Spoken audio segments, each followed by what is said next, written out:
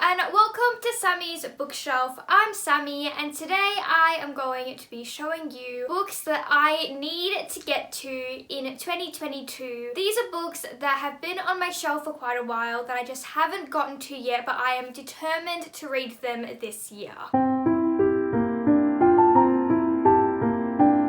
The first book I have to show you is Night Study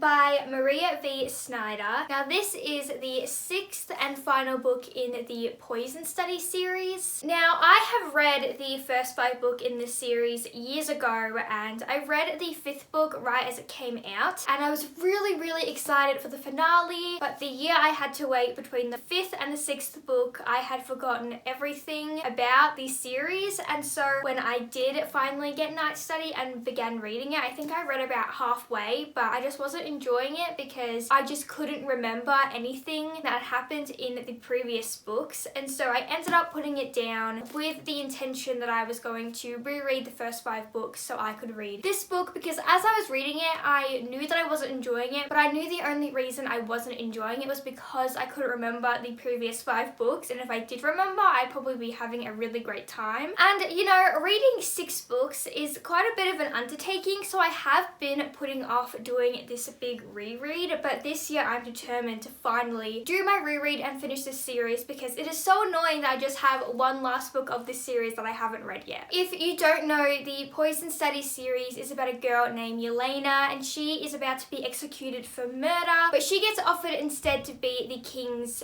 food tester, which pretty much means she takes a bite of all of the king's meals to make sure that there's no poison in them. But obviously in agreeing to this, she risks assassination herself. But she agrees to these terms and becomes the king's food tester, and then things escalate from there. Next, I have the Dreamer Trilogy by Maggie Stiefvater. This trilogy is a companion trilogy to the Raven Boys series. I read the Raven Boys series a couple years ago and really loved it, and so I've been really keen to finally read the companion trilogy. And this trilogy follows Ronan, who is a fan favorite character in the Raven Boys series. I have been really excited to read this series, but just haven't gotten to it for 2 reasons. Number 1 is that I wanted to wait till the whole trilogy was released before I started reading it so I could binge read the trilogy, just like I binge read the Raven Boys when I read it. And also I just prefer to binge read series, and the final book is being released in October this year. And reason number 2 is that I really want to go back and reread the Raven Boys series. I read that series back I think when I was 14, and so I don't really remember a lot of it. All I do remember is that I loved it, and so I do really want to reread it so that the events of that series can be fresh in my mind when I go into the companion trilogy. So this year I am super excited to give the Raven Boys a reread and also read the Dreamer Trilogy. I'm really excited to read a trilogy centered around Ronan. He is a super fascinating character, and I'm really excited to read a trilogy where he is the main character. The next book I really want to get to this year is Map of Days by Ransom,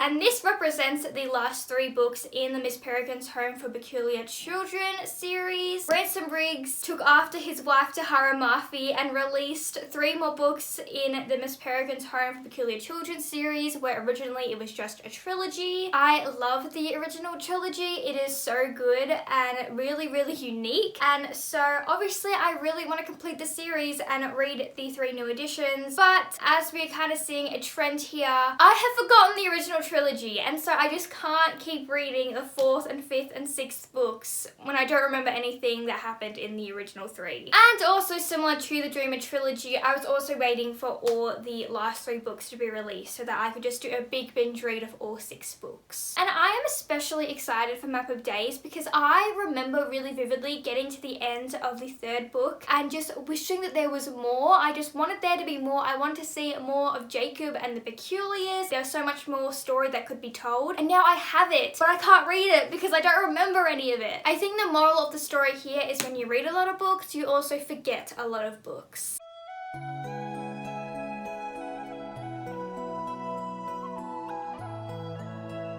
Next Next I have Alone by Scott Sigler, which is the third and final book in the Alive trilogy, which I actually think is called the Generations trilogy by Scott Sigler. I read the first two books as they were coming out and I really enjoyed the series, and then the third book came out and I just didn't read it as soon as it came out. I guess I had other things I was reading at the time, and then shocker, I've forgotten the first two books, and so now the third book is just left on my shelf unread, and so I really want to reread the first two books so I can finish this trilogy. This trilogy is about a girl who wakes up in a coffin with no memories. After breaking out of the coffin, the only thing that she knows about herself is her name, which is engraved on her coffin. She then finds others like her who have also woken up in their own coffins and broken out, and she becomes the leader of this group as they try and figure out where they are and what happened to them and why they have no memories. From what I remember of the first two books, it was a really super fascinating read. It's like a dystopian slash sci-fi series, and so I'm really excited to finally finish off this trilogy. The next book I want to get to is Snow Like Ashes by Sara, Rash, which this is a trilogy that I have all three books on my bookshelf, and I've had them for a really long time and just haven't read them. In fact, I actually think I got these books for Christmas like 4 years ago. So I really need to read it because the amount of time it's been sitting on my shelf unread is just embarrassing. It just gets to a point where it's embarrassing. And honestly, I don't even remember what this book is about. 16 years ago, the Kingdom of Winter was conquered and its citizens enslaved, leaving them without magic or a monarch. Now the Winterians' only hope for freedom is the 8 survivors who managed to escape and who have been waiting for the opportunity to steal back Winter's magic and rebuild the kingdom ever since. And it follows a girl named Mira, and she's been raised by the Winterians' general, training to be a warrior. So I guess the kingdoms in this book all coincide with the seasons, and the Kingdom of Winter was conquered, and I guess the 16-year-old Mira, who has been trained all her life, is going to try and take back the kingdom. This sounds like something I would really enjoy. Very excited to read this. It sounds like a really fun fantasy book. I love a good fantasy, so the next time I'm in the mood for a fantasy series, I'm going to pick this one up probably. Next we have Partials by Dan Wells. This is the same situation as Snow Like Ashes. I have the full trilogy on my shelf and it's been years, I just haven't gotten to it yet. I remember buying this trilogy and planning to read it straight away, and then I think I found out there's a love triangle in this trilogy, and then that put me off. But I'm pretty sure when I looked up whether this has a love triangle recently, I think it's only a very slight love triangle because the romance is only really a side plot in this book, so it probably won't bother me too much. So this is, I believe, a dystopian slash apocalyptic book about a world where humans have been pretty much extinguished by engineered organic beings identical to humans. And it follows a girl named Kira who is determined to find the solution to save the human race. So I'm definitely hoping to get to this book sometime this year. Next, I have a book that I'm very excited about, and that is The Darkest Legacy by Alexandra Bracken, which is the 4th book in the Darkest Minds series. So this is a sequel that is set 5 years after the events of the 3rd Darkest Minds book, and it follows a 17-year-old Sue who we first meet in the Darkest Minds trilogy. I was so excited when I found out this book was a thing because I love the Darkest Minds trilogy, especially the first book. So obviously when I found out there was going to be a 4th book set 5 years later following Zoo, I was very excited but also a bit trepidatious because, again, I have forgotten everything that happened in the original Darkest Minds trilogy. Like, I think I remember a lot from the first book because I reread it a couple times, but like the second two,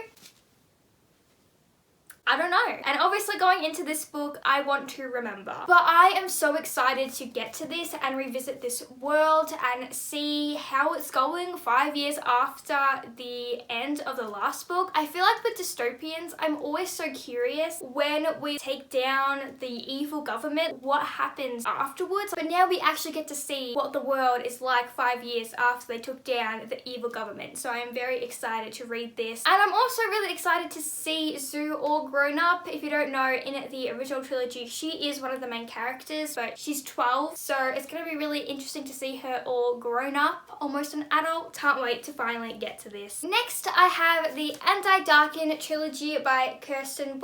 Again, another trilogy that I've had on my shelf for years, but just haven't gotten to yet. This is another fantasy trilogy, and I just don't know why I haven't read this trilogy yet, because the premise of it is the coolest idea for a fantasy trilogy I think I've ever heard. So this trilogy is like an alternate historical fiction trilogy, and it depicts the life of Vlad the Impaler, but if Vlad the Impaler was a woman. How cool does that sound? Like, that's why I bought this whole trilogy, and I don't know why I just haven't picked it up yet. I feel like it's one of those things where I've just been waiting for the perfect moment to finally pick up this trilogy, but when is the perfect moment? There is no perfect moment. I should just hurry up and read this. Next is another trilogy that has been sitting on my shelf for years, and that is the Illuminae files by Amie Kaufman and Kristoff. This trilogy I have heard so many amazing things about. Everybody seems to really enjoy it, and so I bought the whole trilogy. But I know the reason why I haven't picked up this trilogy yet, and that is intimidation. The way this story is told is very different to what I am used to. It's not told in a normal first person or third person narration. It's told through emails and government files and all that kind of stuff, and so it's very different from what I'm used to, and change is scary. So I just haven't read this book yet because I'm intimidated by it, and I'm not used to the way the story is told. But I'm always going on about how I love books that are unique, and this is like the most unique book I can probably get my hands on. I just haven't read it yet. So I believe this is a sci-fi novel set in the future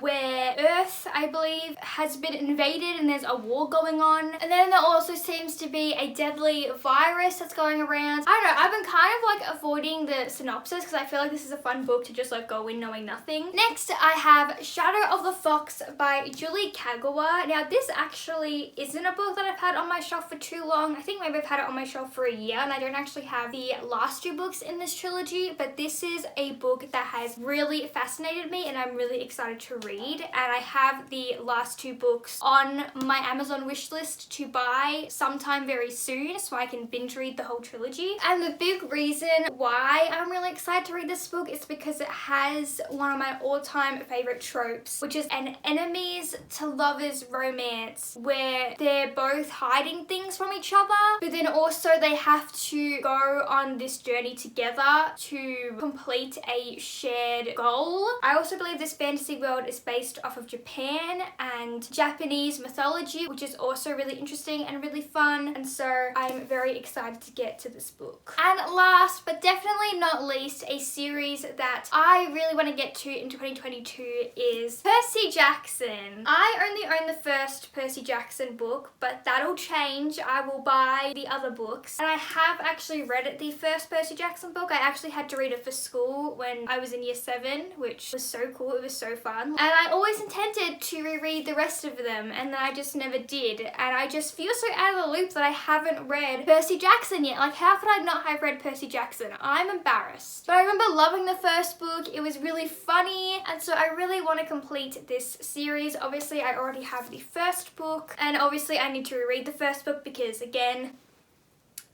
don't remember any of it. And also it's becoming a show on Disney Plus, so obviously I have to have read the series before that comes out. So I need to read Percy Jackson. It's been a long time coming, and this year I've decided is finally the year that I'm going to read them, and also hopefully I will also get to the Heroes of Olympus as well. Also, fingers crossed that the Disney Plus show is a lot better than the movies, because those were tragic. So that is all the books that I really want to read in 2022. I hope you enjoyed this video. Let me know what books you are really hoping to get to in 2022, and I'll see you next time. Bye!